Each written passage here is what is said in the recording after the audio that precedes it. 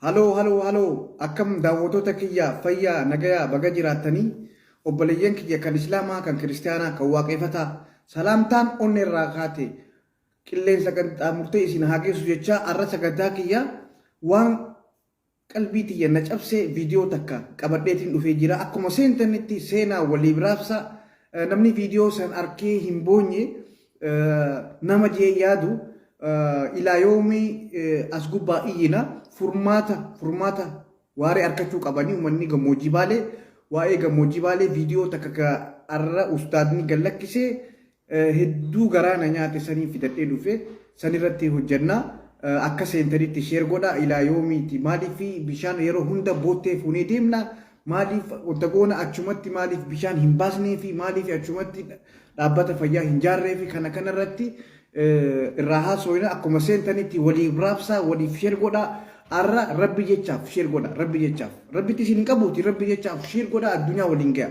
maaliif dhimmi kuni dhimma lubbuuti dhimma cimaadha kanaaf akka seentanitti waliif raabsaan isin hin jaa waan garaa baay'ee nama nyaatu waa'ee gammoojjii baalee kuni waggaa meeqa asuma gargaarsa qofaa miti wanni kuni siyaasaa ta'us akka siyaasaatti furmaata argachuu qaba yookaan as gubbarra bara hunda gargaarsa osoo hin taane akkamitti uummanni kun if danda'ee akkamitti jiraachuu danda'a irratti hojjetamuu qaba. Yoo kana hin godhin faayidaa tokko hin qabnu jechuu waliif booyuun humaa miti waliidhaaf yaaduu gaarii kaniin dhaamsa kanaan isinii dhaama seenaa sheer godhaa please sheer mee waa'ee gammoojjii baalee kana sheer godhi nama fidi maana laalta useen na laalta laaliin inti sheer godhi waan garaa nama nyaatu viidiyoo tana isin garsiiseetiin gama dhimma keenyaa deemu. Rakkoon gammoojjii baalee waggaa 5-6 fudhattee jirti. Abdiillee irraa abiyyitti kan dura abiyyi ilaallatti. Abdiillee ilaallatti. Amma garuu abiyyi ilaallatti. Dhugaa jirtu walii himuu qabdi. Maaliif bishaan yeroo hunda boottitti fuunee deemna? Maaliif bishaan wanta fuunee deemna? Maaliif achitti bishaan hin baasneef? Kana namni irraa dubbatu hin jiru. Maallaqni amma guuramu kun yeroo waggaa 3 guutuu kan guuramu kun maaliif bishaan qotanii hawaasa saniidha birkaa hin baasneef haroo san keessarraa bishaan baasanii uummanni qonnee jallisiidhaan maaliif honkaa miti kun rakkoo lafarraa buqqaan eega lafa isaaniitti hin deebisne wanta argachuu qaban bakka waan itti jireenya itti jiraatan honkaa miti. Lafa isaanirraa buqqaanii lafa isaanii saamamanii qabeenyaa fi wanta isaanirraa bu'anii lafa goggojirra galaa jiran. Kanaaf kuni piroojeektii namni barate hin jiru. Kana akka seenteetti sheer godhiin siin jee laalini maa ije babaasta. Hai.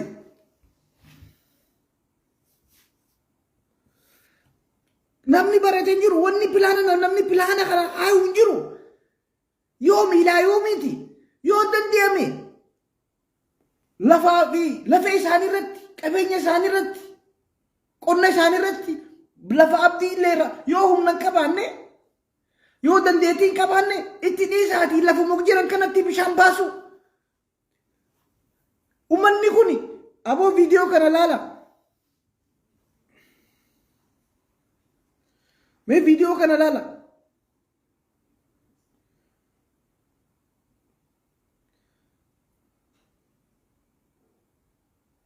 Mee viidiyoo sana laala.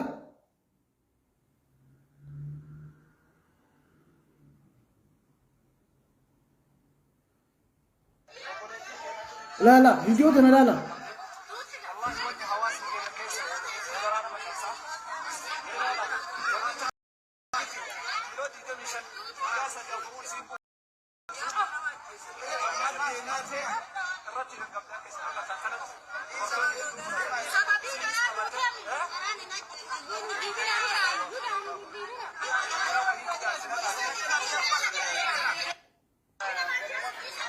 Sheerii nama tokko faayidaa qabdi.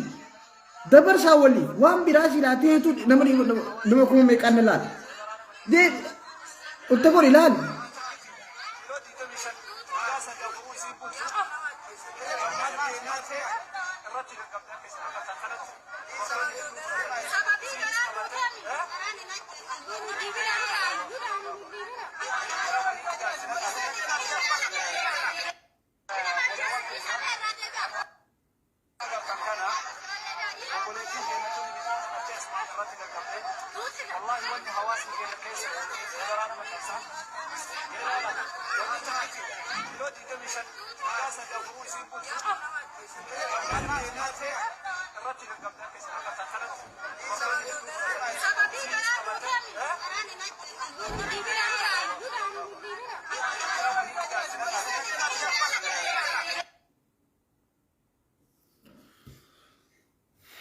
agartanii jirtan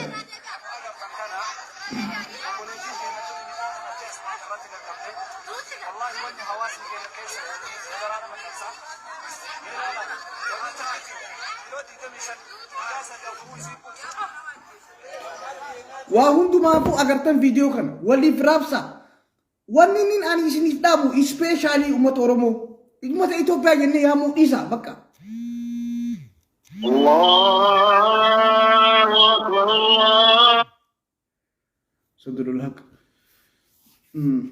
especially ummata Oromootiif ummata Oromoo keessaa especially dhugaa jirtu waliin wanni sun jiru ijoolleen Baalee tabiyya alaa jirtan ummata keessaniif hawaasa keessanitti lallabaatii fi waan barbaachisu hunda maali heddumminni ala jiraachuu maali faayidaan isaa heddumminni ala jiraachuun faayisa lakkoofsi tokkoffaa ummata Baaleeti biyya Awurooppaa kana keessa Jarman deemtu UK deemtu bakka hunda akkamitti isin wanna namni barate jiru as keessa maali yeroo hunda waggaa hunda hongee miti lafa isaan irratti deebuu qaban yoo lafa isaan irratti hin deebine lafuma amma lafuma Oromiyaa keessa jiranii Oromiyaa irraa Oromootti buqaan Oromiyaa irraa Oromootti baqataa ta'an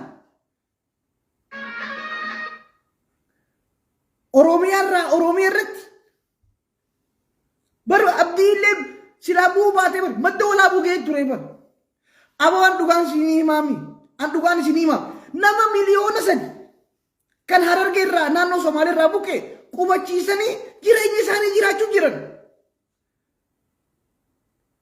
nama miliyoona 3 diitu buqqee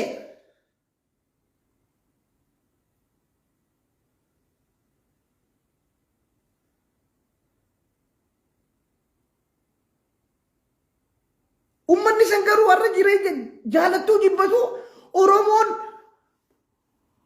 Baalee Oromoon Sikomandoo Oromoon Mancaatuu lama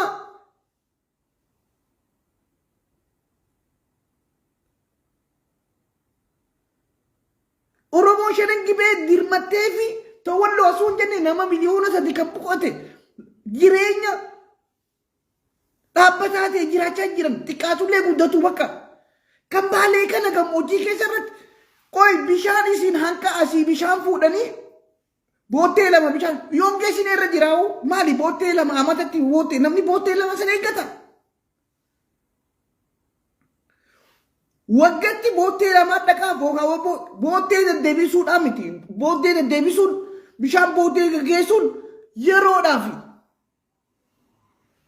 namuma waan kanarratti hojjete bishaan gammoojjiin Baalee bar amma bar midhaan achi guuramu Goojjaam dhaqa midhaan achi guuramuutiitu Oromiyaa Afrikaa guutu Baalee oliituni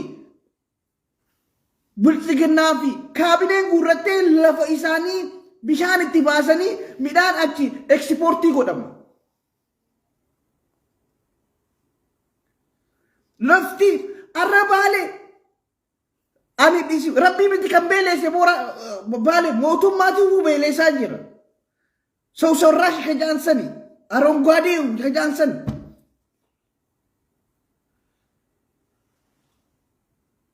hay maalaa sootan waggatti boottee lama bishaan waggatti boottee lama yaaddanii sa isumaan taasifaa jira asii maallaqanii guurama waggatti arrami jaartiin tuni bar kiiloo 25 qamadii harkatti irra gaggabde beela keessa lubbuun isii bahuu baatu addaan hin beeku arra maqaa keenyaa miti Ummanni baalee gammoojjii kun dandeemu lafaa fi lafa isaanii irratti bakka abdiin irraa buqqaase qonna isaanii irratti deebisu. Yoo sadi dadhabne bishaan qotnee maashina binnee ummanni baalee kan achirraa buqqee nama 500,000 miliyoona ta'u. Garuu ummanni Geediyoo miliyoona 1.5 deebisanii ijaaran. Deebisuu ijaaruu irratti haasa'e. Yeroo hunda yeroo hongee sababa godhata. No.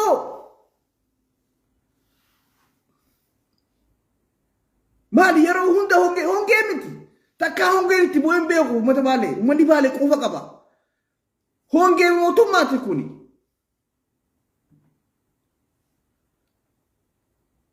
Ilaa yoomii waan akkanaa kana.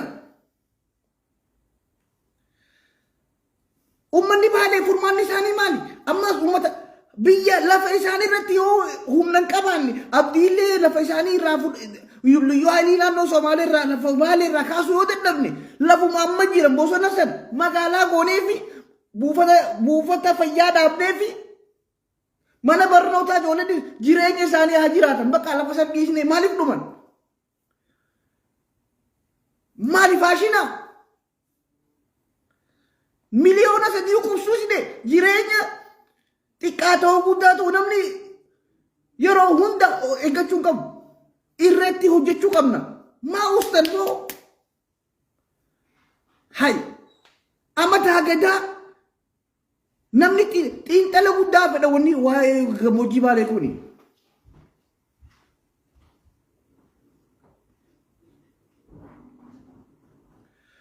Ummanni kun lafa isaanii irraa saamameeti kanaaf saaxilan. Yeroo hunda waa'ee kana irra deddeebiitiin isinii himi. Honga jettanii sababa godhatan. Lafa isaanii qabeenya isaanii saamameeti bosona keessa galaa jira. Kana namni irraa gadi bu'ee xiinxala guddaa irraa dubbachuu qaba. Barqamadiin baalee yeroo ammaan tanaa keessatti Afrikaadhaaf raabsamaa jira bara. Itoophiyaan barqamadii nyaachuu jirtu qamadii baaleeti. Kaabineetitu ekspoortii godha. Haygaraa isin nyaatu namni kun kiiloo 25dha. Aboo uummata kana. Laali.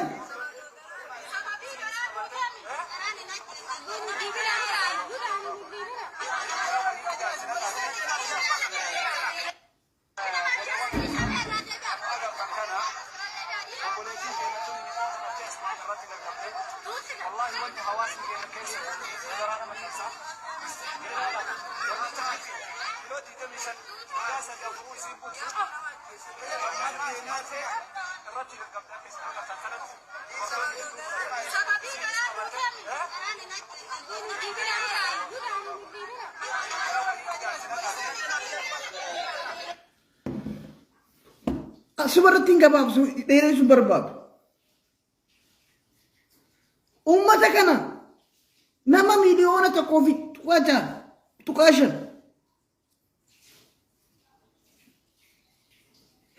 kan Geediyoo irraa buqqee kan Hararii irraa buqqee nama miliyoona 3 naannoo Somaalee irraa buqqee. Deebisnee ijaarree jirraan uummata kana maaliif namni irraa dubbatu dhabameedha bara. Yeroo hunda hongaa miti kanaaf boo xiinxalaa. Ummanni kun lafa isaanii irratti deebi'eeti hongeen itti bu'e moo bosona keessatti hongeen itti bu'e? Moo haroo hunda abdiillee harkaa qabaa bara. Waraana liyyuu haayiliititu harkaa qabaa.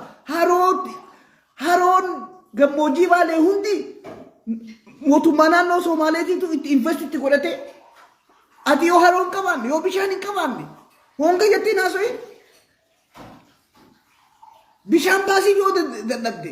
Yoo liyyuu haayilii naannoo sanirraa buqqaasuu dadhabde yoo mootummaan Oromiyaatti callise lafuma jiran sanitti bishaan qotaa baasaaf. Bishaan dhugaatii haa ta'u, bishaan beeladaa haa ta'u.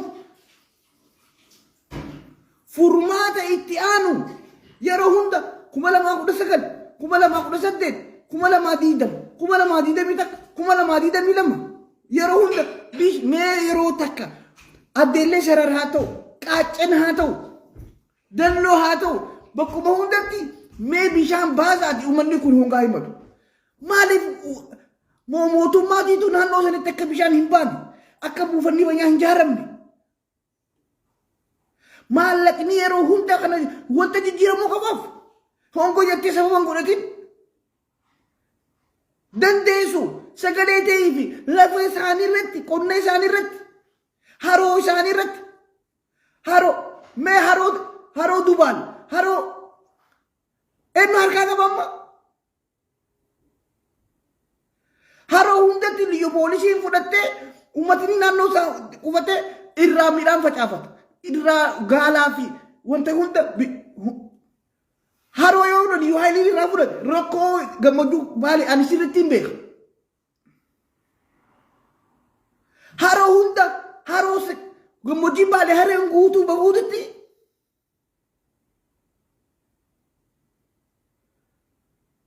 liyyu haayilii naannoo poolisii jala galtee jirti. Yeroo 100 isin himne ani gaafa Jawaar Mohammad as dhufe gaafa Maraaraan faan as dhufanii dubbii sanitti hime 2018 Profeesar Isqeel Takaje Jawaar Mohammad gaafa Firaankifartii dhufan Jarman dubbiin tuni heegaree uummata gammoojjii baale rakkoo keessa naqee kana itti ilaalaa jeetiin dubbadhee ture. Viidiyoo san isiniin garsiisa. Viidiyoo san haroon hundi naannoo Somaalee jalatti galtee jirti. Lafa haroo qabdu hunda, lafa laga qabdu hunda, lafa baalee gammoojjii baalee namni haroo yoo hin qabaanne gammoojjii keessa jiraachuu hin danda'u.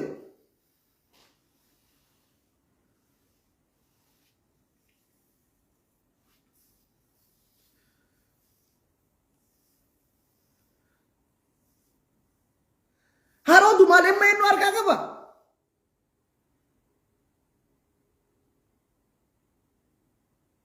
Mee hamma haroo addeellee qaaccan akka dhaqanii liyyu haayilii jira. Addeellee sararee akka xiqqoo gabbuute haroolee kan jirtu hundi liyyu poolisii harkaa qaba. Kanarraan dubbatu honga jatta kijiba ka'e.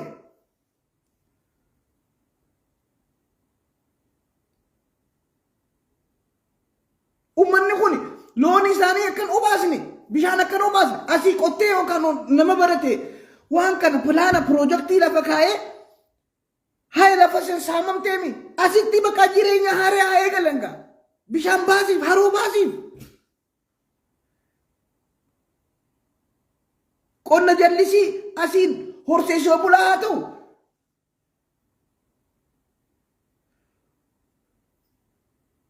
ani haroo barreesseetiin jira kan liyyu haayilii naannoo Somaalee jala jirtu kan gammoojjii baalee kan weeraramte ammallee abdiillee irraa jalqabamee ilaamma haroon harki baay'inaadhaan naannoo Somaalee harka jirtu kan bishaan obaafachuu hin dandeenye lafooma isaa kibbarratti namuma gadi ba'ee waan kana irraa xiinxalee mootummaa Oromiyaatti irratti haa ta'u mootummaa federaalatti yoo san dadhaban yoo danda'ame haroon san liyyu haayilii irraa kaasanii rakkoon bal'oodha xiinxala guddaa barbaaddi. Baruun deebi'ee isin hima haroon gammoojjii baalee tanaan waan loon obaasan hunda Somaalee harkaa qaba liyyu haayilii harkaa qaba. Abdiillee eegaa haroo gammoojjii baalee guurrate irra hin deebine. Uummanni kun lafa isaaniitti hin deebine haroo isaanii irraa ari'ame nama isaanii fidanii qubsiisan lafti san quufa loon isaanii gaala isaanii ifi bira dabranii biyya alaa erguu jiran biyya Arabaa.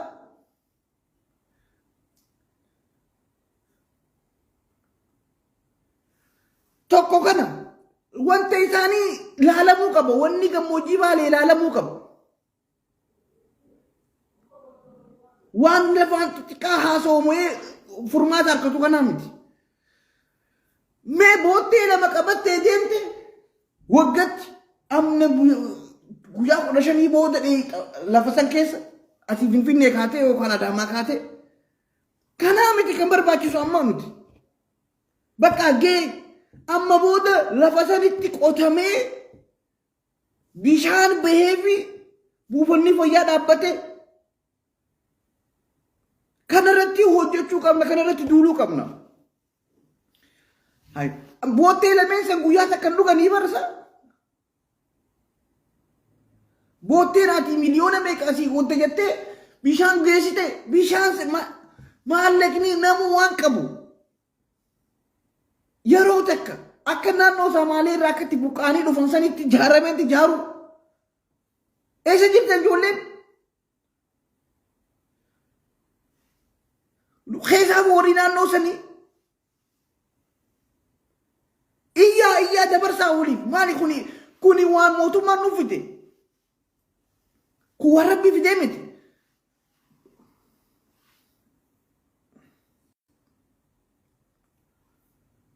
Ala kulli hal rakkoon gammoojjii baalee rakkoo xiinxala guddaa barbaaddu furmaata guddaa barbaaddu yeroo hunda hungaa bu'ee hungaa jettee nu shawwatina. Bishaan achii bahuu qabaaf. Achumarraa waa halli harkachuu qaban maallaqni hanqa Oromoon kutaa godhatu akka naannoo uummata Harar buqqeessanitti deebisee ijaarsanitti ijaaruu qabu. Honga jettanii sababan godhatina. Rakkinni isaanii rakkina honga qofaa miti.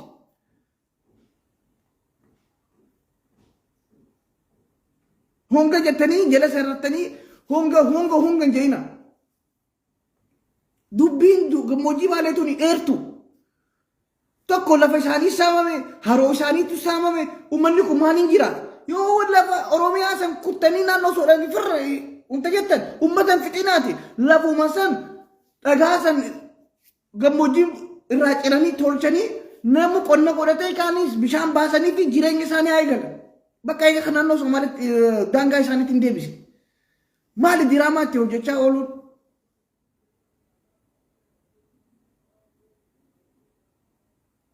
Maali boottee bibbi takka yoo dhaqe guyyaa tokko wajjin dhuganii maal godhaaf? Bishaan achii bahuu qabaaf. Buufanni xiyyaaraa.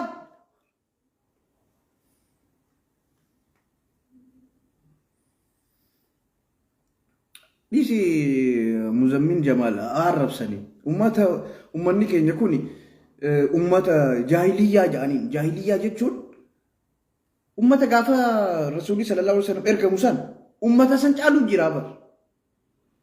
Uummata hubalitti amanu san Abaa Jaalfaa uummata san caalu jira. Ati waa'ee ijoollee Suudii dubbatta, ati waa'ee Gummachii dubbatta si arrabsa. Sin dhageeffatu ammaaliin ja'an uummata akkanaa kana. Yootiin afaan jaraatiin haasa'e afaan Itoophiyaa saniin silaa haasa'e uummata saniitiitu irra rahmata godhaaf ajaa'iba. Uummata keenya ka afaan keenya kana dubbaturra uummata afaan Itoophiyaa dubbatuudhaan uummanni keenya rakkoo jira yoo jenne irra rahmata godhee wantija sheer godhallee ajaa'iba. Kinya si arrabsaa utaa'ee ijoollee Suudiitiif rakkoo dubbatta. Gammoojjii baaleetiif furmaata barbaadda kanaaf si arrabsa. Waa'ee Abiyyi haasawaa hin jirtu. Waa'ee kana haasawaa hin jirtu. Waa'ee Johaar haasawaa hin jirru. Waa'ee dhimma. Hawaasa hun baratiin kana warri baratee chaansii harkatee furmaata kan nu qabaaf. Maallaqa qofaa miti boo dubbiin. Maallaqa qofaa miti.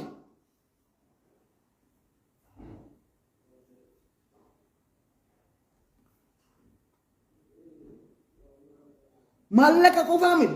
Maallaqni miliyoonni 50 guurame yoo guyyuma san geessite maallaqni dhudhuuma 7 takka keessatti. Maallaqni guuramu kuni ka gammoojjii baaleetiif guuramu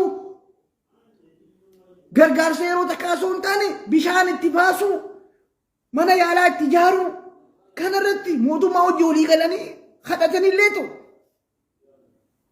Eka kan haroo naannoo Somaalee kan jala buuteessan yoo dhabanne haroo biraa qotanii baasu. Buufata fayyaa ijaaru isteeppiidhaan.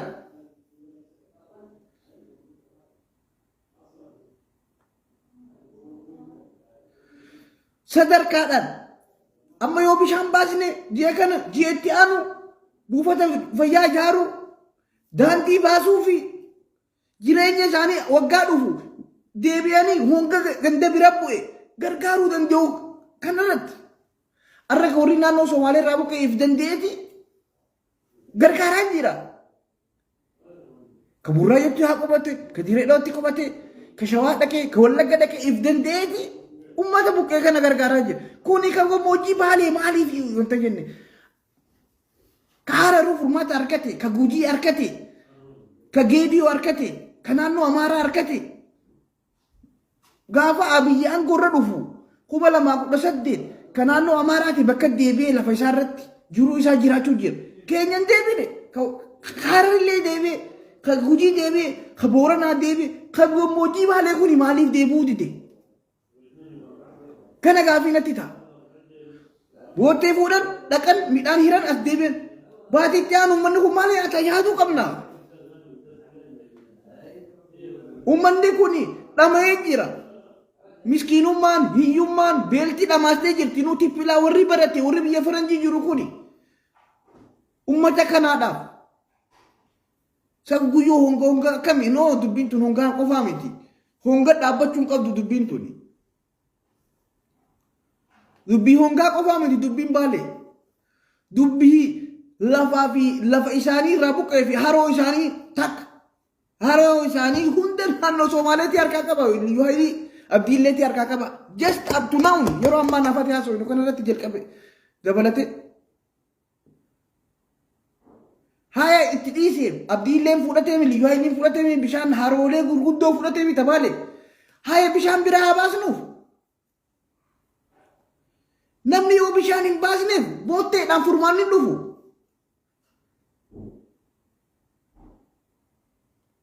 Eela haa qotnuuf. Maashina haa binnuuf. Kana malee yeroo hunda bishaan fuutee deemtee yoo qamadii bishaan achii bahuusaniidhaan uummanni kun qamadii facaafatee bishaan achii bahuusaniidhaan maaliif sodaattan? Kun sodaa miti. Dhugaa jirtu walii himna. Hai. Dhugaa jirtu walii himuu qabna. Yeroo hunda maqaa hongee teessoo hin taane noo maqaa hongee qofaa miti.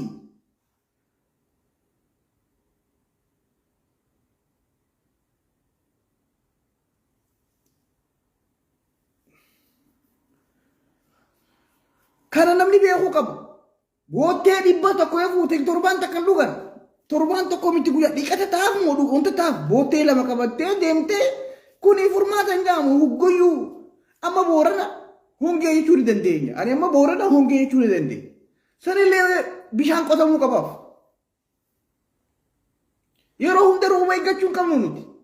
Yeroo teknooloojii kanatti yeroo sabni keenya addunyaarra faca'ee teknooloojii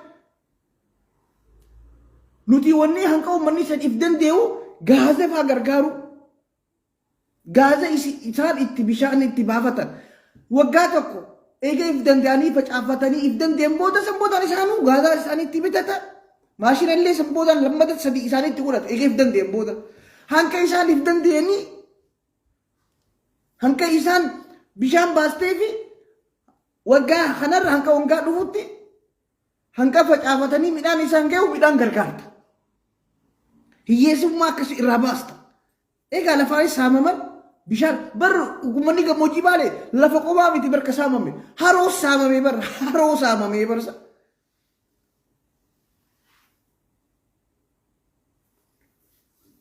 Kanaaf mootummaa qofa achitti hin je'ina.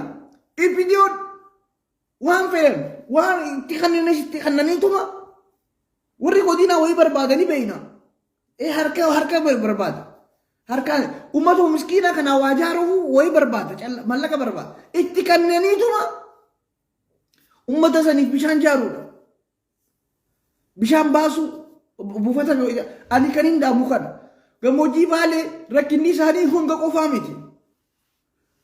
Bar nama qotatee bishaan qabuu fi nama waaqa mootiitiitu yoo roobni qotatee hongaa bu'ee jettaa bara. Honga qofaa miti kan isaanii.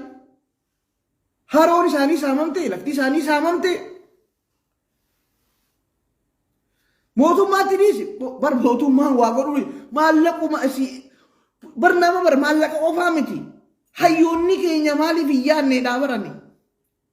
Bar maallaqaa miti yaadaa bar piroojeektii baastee Pilaana baastee lafa bishaan jirtu laaltee lafa bishaan sanirra uummanni Harargee maaliif akka fedhe poolitikaa haa ta'u lafa Somaaliidhaaf gurgura haa ta'u maaliif Wallagatti geessanii qubsiisanii bishaan baasanii uummanniif danda'e warri Wallaggaa kun Harargee Wallagga keessa qubattee bakka bishaan baheef waggaa 13 waggaa 15 jiru bareedaa jiraniif namni yoo bishaan hin baasneef yoo hata kan gooneef haa yaada qabaattu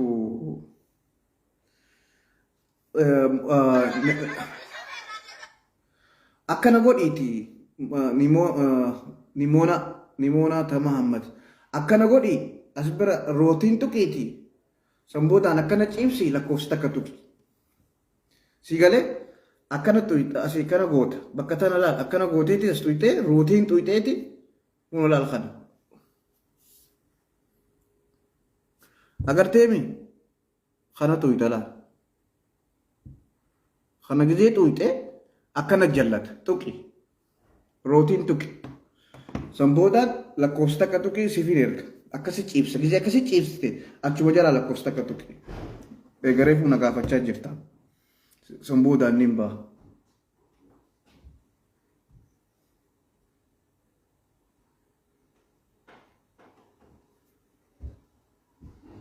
President?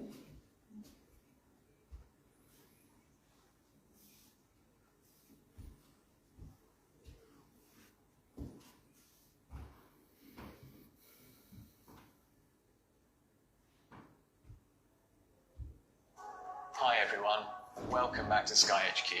I'm Matt, Head of Product. I'm here this time to talk to you about... Bakka wata ka godhuu hin dandeenyu. Nirna. Okay. Fidela.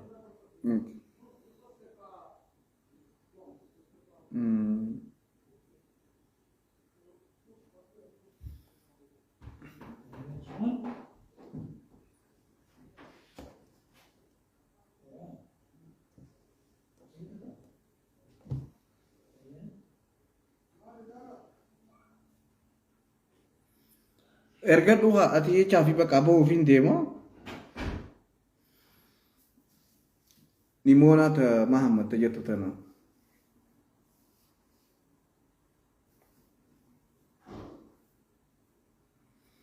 Ispeeshaalii ijoolleen baalee waan kanarraa sirriitti hojjettanii yoo dandeessan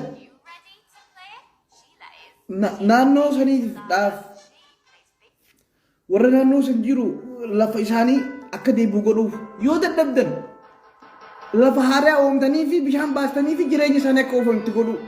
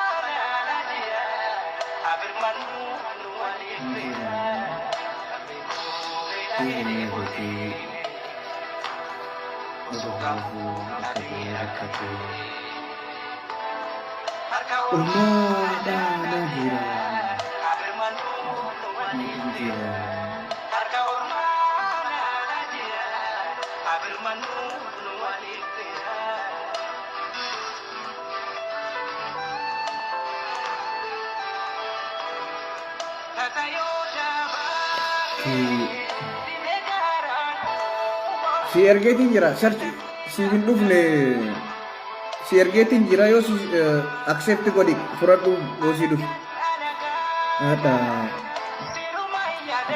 fuudha